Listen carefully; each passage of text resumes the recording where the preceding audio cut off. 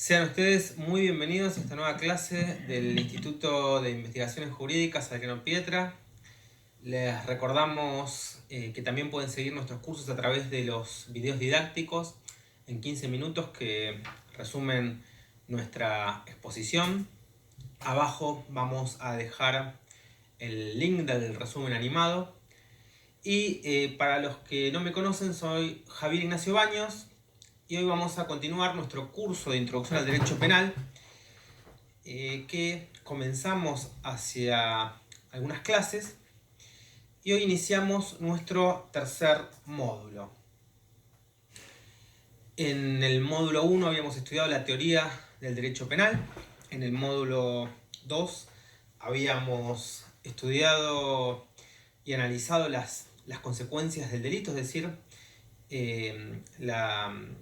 la teoría de la coerción penal o la teoría de la pena, como también se la denomina. Y en este tercer módulo y último vamos a estudiar, vamos a analizar, vamos a profundizar en la teoría del delito. Es decir, nosotros sabemos por nuestra introducción que la parte general del derecho penal tiene que responder a tres preguntas o a tres ejes temáticos fundamentales.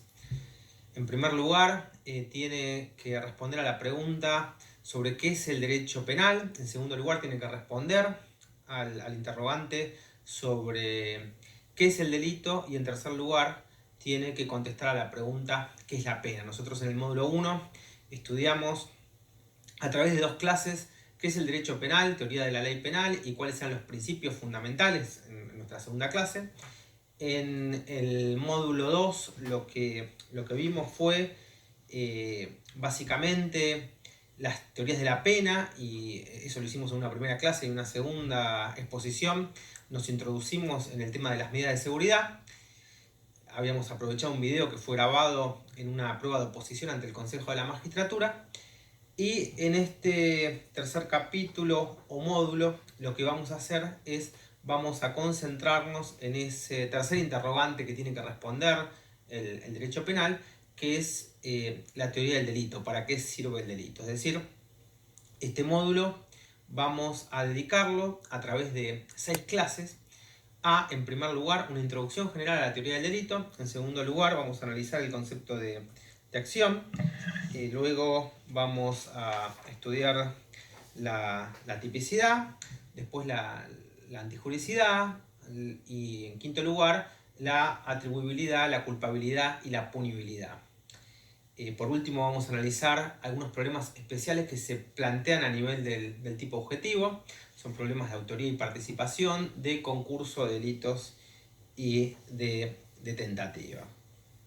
Muy bien, nos toca analizar ahora, como dijimos en esta primera clase introductoria, qué es la teoría del delito y para qué sirve la teoría del delito. Es decir, vamos a analizar básicamente los sistemas de imputación penal. Podemos afirmar que la teoría del delito, como su nombre lo indica, básicamente se trata de un sistema de imputación, que sirve para establecer cuándo una conducta es un delito, es decir, para saber cuándo una conducta puede ser considerada como una lesión, como una puesta en peligro de un bien jurídico fundamental o de una prestación pública imprescindible, por supuesto. Y este interrogante, es decir, a la pregunta de saber cuándo una conducta puede ser considerada una lesión, una puesta en peligro de un bien jurídico fundamental, la respondemos señalando que para establecerse la presencia de un delito hay que responder o hay que contestarse afirmativamente ciertas preguntas o superarse ciertos filtros o ciertas categorías de análisis. ¿Cuáles son esas categorías de análisis o estos filtros que analiza la teoría del delito? Y bueno, son, como ya lo dijimos varias veces, la acción, la tipicidad, la antijuricidad y la culpabilidad. Y algunos autores agregan entre la atribuibilidad entre la antijuricidad y la culpabilidad, a la atribuibilidad como una categoría intermedia entre la antijuricidad y la culpabilidad, y otros incluso mencionan a la punibilidad como una última categoría. Esto es cuando ya está afirmada la culpabilidad.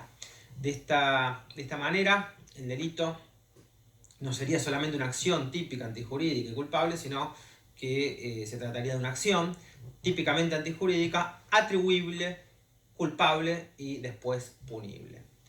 Para comprender esto hay que hacer una pequeña aclaración, y es que la teoría del delito o el sistema de imputación ha sufrido una larga evolución histórica. Es decir, no existe un solo sistema o una forma inequívoca de analizar el delito, ya que desde el hegelianismo hasta la actualidad hay 4 o 5 grandes posiciones, y a su vez dentro de cada una de estas prácticamente hay infinidad de variantes intermedias que a veces son muy nítidas, pero que otras veces son prácticamente infinitesimales, es decir, muy sutiles, de detalle, casi podríamos decir imperceptibles. ¿Qué es lo que queremos decir con esto? Lo que estamos tratando de explicitar es que existen muchísimos sistemas de imputación o de teorías del delito, y que además a esto hay que agregarle una dificultad adicional, y es que todas estas teorías del delito utilizan nombres de categorías que son bastante similares, es decir, que son bastante parecidas o que directamente responden a los mismos nombres, y a veces, si bien responden a los mismos nombres, significan cosas completamente diferentes, completamente distintas. Desde el hegelianismo hasta la doctrina actual, contemporánea, dominante, la teoría del delito atraviesa, en primer lugar, un momento causalista que podríamos denominar naturalista. Después pasa por un causalismo neokantiano, llega a la teoría social de la acción, que podría ser considerada un puente de plata, un puente intermedio entre el causalismo neokantiano y el fenalismo ortodoxo, a la manera de Hans Welzel. Y luego de esto, dependiendo de si los autores ponen el acento en los aspectos subjetivos considerados por Welzel de la conducta o en el aumento del riesgo, en su concreción en un resultado, se puede caer también en corrientes que se denominan de imputación subjetiva o en las llamadas teorías de imputación objetiva, funcionalistas o normativistas. Los máximos exponentes del causalismo positivista han sido el clásico esquema conocido por todos, los autores alemanes von Lis y Belin, esquema conocido como Belin-Lis en la doctrina. El mayor exponente del causalismo neokantiano ha sido claramente Mesger, y el máximo exponente del finalismo clásico ha sido el profesor Hans Welzel, cuya obra fue introducida en América a partir de ese viejo tratado de derecho penal de 5 tomos y del consecuente manual del profesor Eugenio Raúl Zaffaroni. Dentro del postfinalismo, a su vez, tenemos tanto la imputación objetiva, como dijimos, de cuño sistemático, como lo vemos en el autor alemán Klaus Roxin, o en su variante normativista, también alemana, y perteneciente sobre todo al profesor o el máximo exponente de ella, que es el profesor Gunther Jacobs. También hay corrientes que no ponen tanto el acento en este aumento, en esta creación del riesgo prohibido, o en un aumento del riesgo más allá de lo permitido, sino que ponen su atención en los aspectos subjetivos y se caen en los sistemas de imputación subjetiva. Este es el caso del jurista alemán Dieter Zielinski, y también, para poner un ejemplo entre nosotros, del profesor Marcelo Sanzinetti. Incluso a toda esta maraña de posiciones y de nombres hay que agregarle todavía infinidad de autores, infinidad de otras variantes intermedias. Por ejemplo, recordamos entre nosotros a los profesores Sebastián Soler, Núñez, Fontán Balestra, que son causalistas, al igual que Jiménez de Arzúa o de Frías Caballero. Y, por ejemplo, Zaffaroni, Bacigalupo, Righi, son autores muy relevantes que han matizado el finalismo clásico y abordando directamente desde una perspectiva de la imputación objetiva la mayoría de los autores modernos. Por todos mencionamos en nuestro país al gran profesor, al titular de la Universidad Nacional de Buenos Aires, Maximiliano Rusconi, a Zaffaroni, ya lo nombramos, dijimos que fue el que trajo prácticamente el finalismo a la Argentina y a América. Y hay muchísimos autores que son imposibles de enumerar. No sé, Mirpuy, Cerezo Mid, Muñoz Conde en España, Felipe Villavicencio en Perú, Reno Feitosa Gondim en la hermana República de Brasil, Joaquín Miranda, Melilio, también en Brasil, Matías Gailón, Alejandro Slócar, Alejandro Alaje, que son los que realizan el Tratado de Derecho Penal conjuntamente con el profesor Zaffaroni a partir de los años 2000. Los profesores Buján de la Universidad Nacional de Buenos Aires y de la Universidad Nacional de José de Paz, Javier de Luca, Marcelo Rica de Mar del Plata, Nitúa, Carlos Palma, Miguel Lezica, es decir, un largo etcétera de autores y de profesores en Buenos Aires y en otras partes de la República que sería imposible de enumerar, infinidad de juristas que son, como digo, desde todo el punto de vista imposibles de desarrollar e imposibles de citar en una introducción general. Pero ¿para qué decimos esto? Es decir, ¿para qué lo aclaramos? ¿Esto lo hacemos para confundir a los alumnos? No. Esto lo decimos simplemente para que se entienda desde un comienzo que como este curso es un curso introductorio y que claramente tiene una finalidad eminentemente práctica, eminentemente didáctica, vamos a tratar de explicar solamente una posición que es una posición que tiene que ver fundamentalmente con algo que nos parece muy claro, es decir, que nos parece muy didáctico o muy bueno desde el punto de vista metodológico, y esto lo aclaramos para que el que escuche este video pueda tener en una primera visión panorámica del derecho penal, una posibilidad más clara de comprender después de internalizar una primera teoría a partir de la comparación en segundas lecturas o después de las lecturas que haga de las obras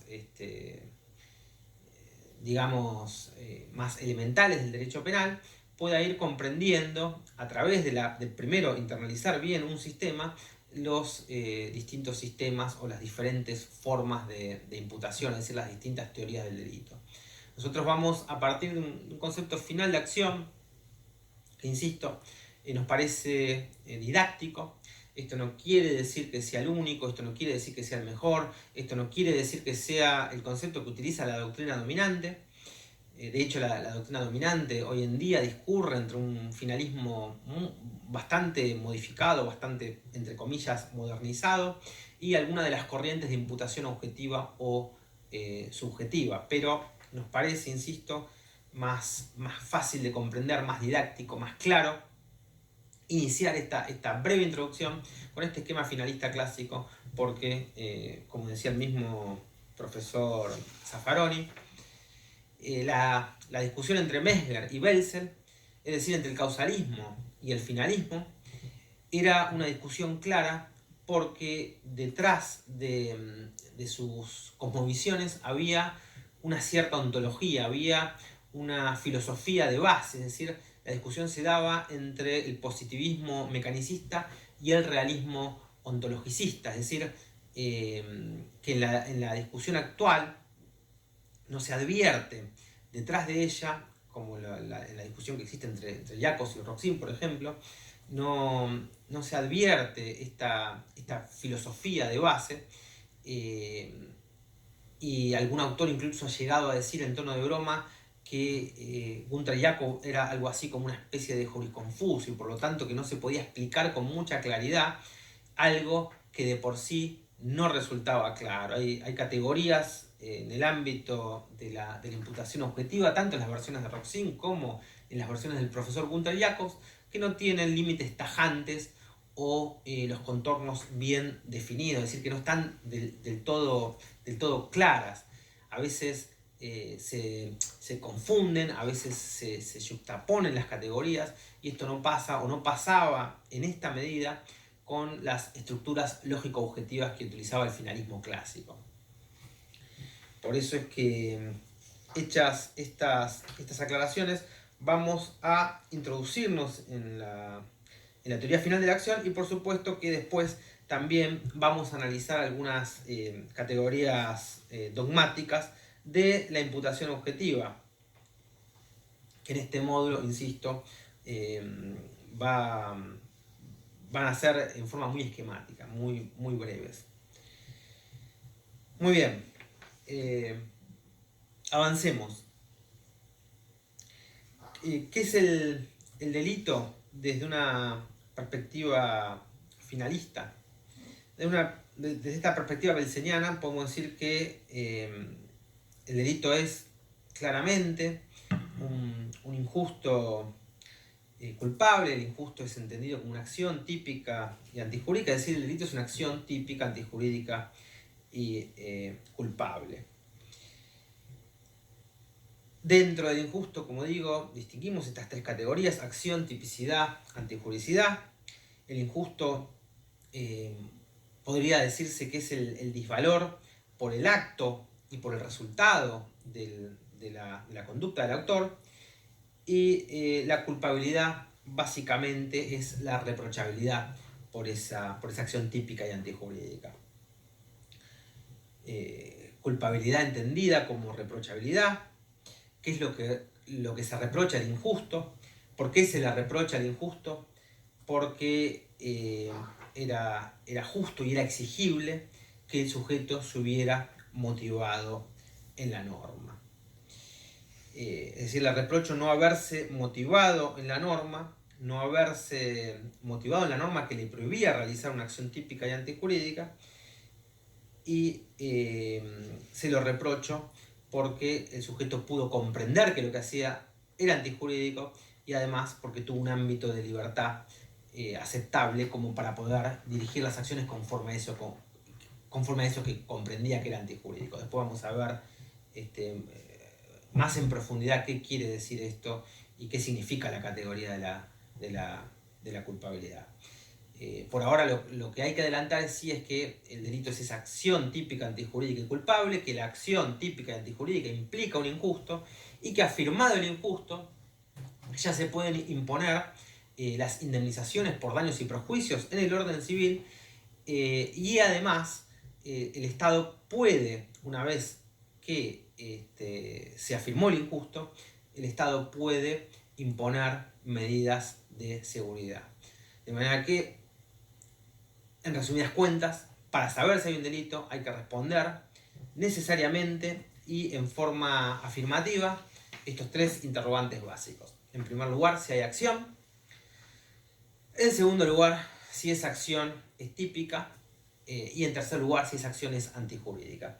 Solo después de afirmadas estos tres interrogantes, es decir, solamente después de afirmado el injusto, podemos preguntarnos por la última categoría, que es la categoría de la culpabilidad. Por supuesto que también hay que tener en cuenta que estos tres filtros de análisis, estos tres pasos o estas tres categorías no pueden saltearse, no pueden pasarse una por encima de la otra, no pueden intercalarse. Es decir, no nos podemos preguntar sobre la culpabilidad de una conducta si no sabemos antes si esa conducta es típica, o tampoco puede hablarse de una conducta típica si previamente no se ha firmado la acción. Es decir, de una manera práctica, más allá del concepto de conducta del que se parta, más allá del sistema de imputación del que se parta, nosotros usamos conducta o acción prácticamente como sinónimos en esta clase introductoria, pero lo que resulta fundamental, lo más importante frente a cada categoría de análisis, es saber si existe alguna causa que la excluya. Es decir, hay causas, como vamos a ver, que eliminan cada una de estas diferentes categorías. Hay causas que eliminan la acción, hay causas que eliminan la tipicidad y hay causas que eliminan la culpabilidad. Entonces, si hay alguna causa que excluye la conducta, se elimina ese filtro o esa categoría, no hay acción, y si no hay acción no puede haber delito. De manera similar, si hay alguna causa que elimina la tipicidad, no va a haber tipicidad, y si no hay tipicidad no va a haber delito. Entonces no tendría sentido que nos sigamos preguntando por las demás categorías, por la antijuricidad o por la culpabilidad. Lo mismo, si no hay antijuricidad, no hay injusto y por ende no hay delito, y no sigo analizando si hay culpabilidad. Por último, si hay alguna causa que excluya la culpabilidad, tampoco va a haber delito. Es decir, cualquier causa que elimine la categoría va a permitir que se pueda progresar con este análisis estratificado. En otras palabras, solo va a existir un delito si se configura un injusto, y a su vez si ese injusto es culpable. Es decir,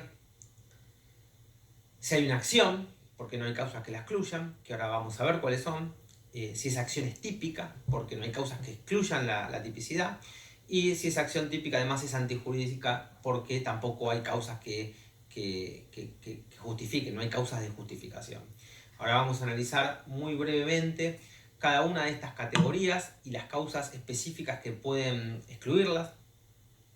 Y para ello vamos a comenzar por la conducta. Muy bien, conducta o acción, que como ya dijimos para nosotros son sinónimos. ¿Qué es la acción o qué es la conducta? ¿Qué es la acción? La acción es un hecho humano voluntario, que vamos a estudiar con profundidad en la clase subsiguiente, en el video siguiente, pero que por el momento nos alcanza con cualquier definición para elaborar un primer concepto para poder abordar esta introducción. Es decir, podríamos utilizar, por ejemplo, el concepto de Hans Welzel como ejercicio de actividad final, o el de Yakov,